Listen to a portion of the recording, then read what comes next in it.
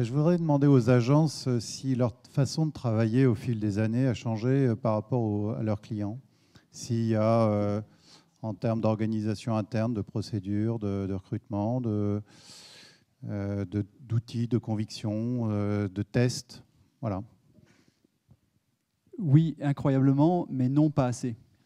Donc c'est clair qu'il y a une accélération nécessaire d'une transformation des agences conseillers en communication et des groupes pour intégrer dans un premier temps ce qui a été la mondialisation, dans un deuxième temps cette digitalisation, dans un troisième temps ce qu'on pourrait appeler la corporatisation, c'est-à-dire les enjeux sociétaux qui nécessitent aussi j'allais dire une expertise particulière et que chaque agence y est confrontée dans son domaine.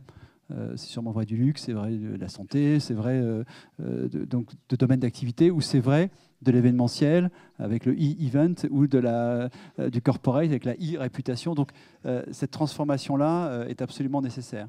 Alors il y a des expérimentations qui sont intéressantes. C'est-à-dire que si on prend le cas d'Apple, à Los Angeles est né Media Arts Lab qui était comment réinventer complètement une agence pour Apple. Au passage, une agence qui réintégrait les médias alors qu'on continue de séparer les médias des agences dans la plupart des grands groupes. Et c'est une agence qui a trouvé un fonctionnement assez différent.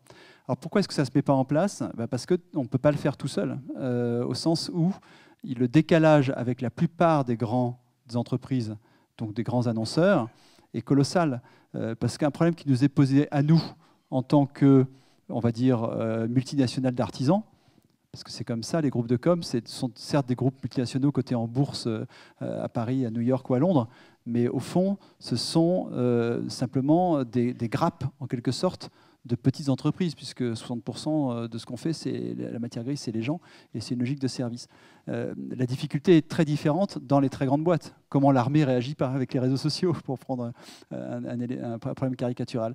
Et donc, au fond, je pense qu'on n'est pas incité à aller beaucoup plus vite parce que les problèmes auxquels les entreprises, nos clients, sont confrontés fait qu'ils sont quand même plutôt 2 métros avant sur beaucoup d'éléments de cette digitalisation qui les touchent en profondeur beaucoup plus que nous. Parce que nous, elle nous touche dans une dimension j'allais dire communicante, la digitalisation, et elle nous touche comme opportunité de rentrer sur des marchés où on n'était pas, genre la commercialisation. Enfin, il y avait des agences qui faisaient déjà du shopper marketing, mais globalement, on pourrait dire que cette partie-là n'était pas un sujet pour beaucoup d'agences. Et puis subitement, avec le e-commerce qui touche tout le monde, y compris le luxe, on rentre dans cette zone-là. Donc le vrai sujet aujourd'hui, c'est comment une entreprise, et il y en a beaucoup réfléchissent vaguement, il y en a très peu qui ont vraiment implémenté, créé des conditions nouvelles d'organisation, peuvent intégrer ce phénomène hallucinant d'horizontalisation généralisée, d'informations qui circulent la nuit sur les réseaux et qui peut créer un problème d'Amérique du Sud devient un problème chinois 2 heures plus tard. Et les boîtes ne sont pas du tout prêtes à ça. Donc notre travail aujourd'hui, c'est presque plus un travail d'évangélisation pour avancer avec nos clients et pour être à peu près sur le même rythme, parce que ça ne sert à un moment donné à rien que de faire une révolution si les gens en face ne sont pas prêts. Alors, c'est peut-être un peu prétentieux de dire ça, mais c'est juste que c'était plus facile pour nous de faire une micro-révolution que pour des très grosses boîtes de faire une demi-révolution. Il y a eu un énorme changement. Alors, je vais parler plus du métier. Mon métier, c'est planeur stratégique. Le digital a fait sauter les limites du planning stratégique. On était très peu nombreux, on est de plus en plus nombreux, mais aujourd'hui, on est des millions de planeurs stratégiques. Parce que qu'est-ce que la curation ? On fait tous ici de la curation, vous faites des tweets, on fait de la curation. Et finalement, cette curation, c'est un formidable challenge pour le planeur stratégique pour faire mieux. Donc vraiment, il y a vraiment une grosse compétition et qui en même temps médiatiser le métier. Le deuxième impact du digital, c'est que ça a révolutionné nos méthodes de veille. Aujourd'hui, je crois qu'on ne parle pas assez de l'importance que peut avoir les médias sociaux visuels dans le planning stratégique. Voilà, on est dans la recherche de l'image, le visual planning, inspiré par ça, bien plus que les cahiers de style et autres. Là, c'est vraiment dans le vivant. Et la troisième dimension, je pense que et Nicolas incarne et Olivier aussi, là, c'est l'importance des communicants à communiquer dans ces endroits. Et ces endroits, qu'est-ce que c'est? C'est les blogs. Et pour nous, en tant que blogueurs, d'une part, on teste les idées en temps réel. Chaque post, c'est une tendance qu'on teste. Alors, ça marche pas, ça répond, on le voit. Donc, c'est vraiment un super laboratoire en vrai, bien sûr, à confirmer après. Et aussi, c'est un moyen formidable pour trouver des nouveaux talents et pour recruter. Sauf que là, clairement, entre un envoi de CV direct par mail et un envoi qui prend en compte notre existence virtuelle, c'est clair qu'on ne regarde pas ça avec le même œil. Oui, bonsoir. Moi, je voulais vous demander si justement, enfin, ce que vous avez décliné de plusieurs façons ce soir, tous les trois, que je vais synthétiser en disant la communication, ça ne va pas inciter les entreprises justement à faire mieux, et les pousser, peut-être même avant vous, les agences. Voilà.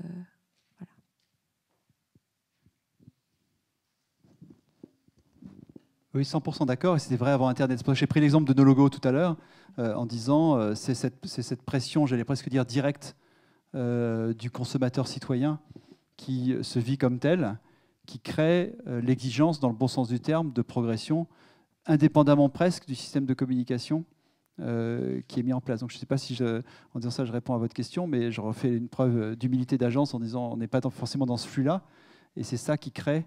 Donc c'est à la fois la prise de conscience qu'un consommateur est citoyen, qui progresse en fonction des pays, en fonction des marchés, mais c'est aussi la capacité qu'a le citoyen de se faire entendre, qui est quand même de nature nouvelle, parce que s'il a un truc intéressant à dire, en négatif comme en positif, ça peut prendre une ampleur beaucoup plus forte qu'une simple protestation dans un cercle plus restreint qui se passait autrefois. Donc oui, moi je crois que le nouveau jeu, et je le trouve beaucoup plus intéressant qu'avant personnellement, c'est un jeu de pouvoir beaucoup plus fort, lié au nouveau pouvoir du consommateur citoyen, qui du coup, et ça c'est mon côté optimiste et humaniste légèrement planétaire, c'est quelque chose qui est un effet positif, qui oblige. Donc c'est une saine exigence en quelque sorte, mais c'est quand même une exigence puisqu'on est très vite dénoncé si on déclare des choses qu'on ne fait pas ou si on fait mal, même discrètement. Moi, je vais parler du point de vue de l'entreprise, justement. Non pas que les agences, d'ailleurs, au contraire, elles sont, pour moi, communicants d'entreprise, des aiguillons qui doivent nous inciter aussi à essayer de nous ouvrir et de sortir des schémas traditionnels. Mais clairement, on vit une période passionnante au sein des entreprises. Et je suis intimement convaincu que les gagnants de demain seront les entreprises qui sauront réellement s'interconnecter avec leur écosystème et qui sortiront de ces schémas qui ont longtemps prévalu, sur lesquels se sont construits la com depuis les années 80, on va dire, en tout cas en France, en Europe, parce qu'aux États-Unis, c'était déjà bien avant. Il y a simplement un point qu'on a peu mentionné ce soir, mais qui est fondamental parce que je le vis au quotidien, je l'ai vécu depuis des années, c'est aussi l'évangélisation des dirigeants qui sont de plus en plus averses au risque. Et là, ce n'est pas simplement qu'une culture française, parce que je suis essentiellement passé par des groupes étrangers, où on est focalisé sur les 3 mois qui viennent et on n'a pas vraiment envie d'anticiper sur ce qui se passe sur les médias sociaux. Même si, paradoxalement, on est hyper conscient que c'est là où va se jouer le jeu de demain, c'est là où on fera la décision en termes de réputation et de préférence, que ce soit pour nos produits, pour nos achats, pour nos services ou même pour le recrutement, puisque c'est aussi la marque employeur, on ne l'a pas évoqué ce soir, mais c'est une tendance qui sera probablement lourde et de plus en plus lourde. D'autant que la génération Y est de plus en plus exigeante vis-à-vis des entreprises, et pas simplement pour les salaires et les tickets restaurants perçus, mais aussi tout un environnement et une éthique qui existent. Donc oui, c'est une période passionnante. Merci Olivier. Eric ? Le mieux, on y est. Mais par contre, quelle est la fonction de l'agence ? Y a-t-il des nouveaux entrants ? Y a-t-il des nouveaux ennemis par rapport à l'agence ? Il y a un point important. On a parlé de brand journalisme. Dans brand journalisme, il y a journalistes, des vrais journalistes. Quel est le rôle d'une agence dans un monde de communication qui demande de plus en plus de contenu média ? Donc là, c'est une vraie notion. Et aujourd'hui, on voit se transformer beaucoup aux États-Unis, ça commence en France, des médias qui deviennent des agences à part entière. Moi, je cite un exemple que je trouve remarquable, c'est le New York Times, qui a fait sa révolution bien avant les problèmes qu'a connus la presse quotidienne américaine. Et je cite 2 exemples sur le New York Times. Le New York Times a créé le New York Times Lab pour inventer les nouvelles navigations de contenu de demain. Donc, elle se transforme en ingénierie. C'est le premier point. Alors, on n'est pas loin de la communication, mais là, de l'ingénierie. Le deuxième point, le New York Times a envoyé il y a quelques mois à ses meilleurs clients une présentation du média avec le prix Journée Homme de ses plus grands journalistes pour faire du brand content. On voit cette transformation ici. Et quelque part, j'ai envie de dire qu'on voit que la technologie est fondamentale, clairement sur toutes les tendances qu'on a pu citer. Finalement, est-ce qu'on peut se poser la question qu'aujourd'hui, le bon vieux tandem créatif, concepteur, rédacteur, directeur artistique ne doit pas s'enrichir d'une nouvelle fonction, d'une nouvelle personne qui s'appelle l'ingénieur? Merci à vous.